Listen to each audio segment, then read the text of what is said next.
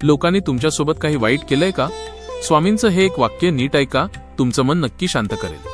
एका दिवशी एक भक्त खूप दुःखी होऊन माझ्यासमोर बसला. त्याच्या डोळ्यात पाणी होतं.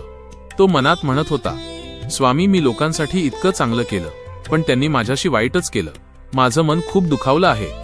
मी शांतपणे त्याच्याकडे पाहिलं आणि हळू आवाजात म्हणालो, जर तुला आनंदाने जगायचं असेल ना, तर 2 गोष्टी विसरायला शिक.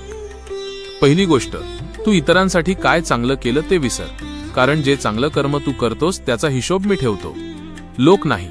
आणि दुसरी गोष्ट, इतरांनी तुझ्याशी काय वाईट केलं तेही विसर, कारण जर तू ते मनात ठेवशील तर तुझं मनच जड होईल.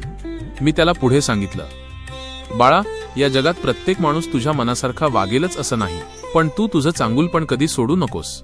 लोक काय करतात याचा विचार करत बसलास तर तुझं आयुष्य दुःखात जाईल, पण जर तू सगळं माझ्यावर सोडलंस तर तुझं मन हलकं होईल.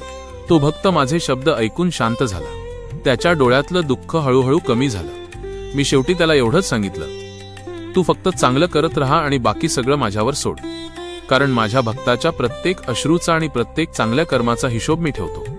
आणि ते ऐकून तो भक्त मनात म्हणाला, स्वामी, आता मला कळलं, आनंदाने जगायचं असेल तर विसरणंही शिकावं लागतं. श्री स्वामी समर्थ.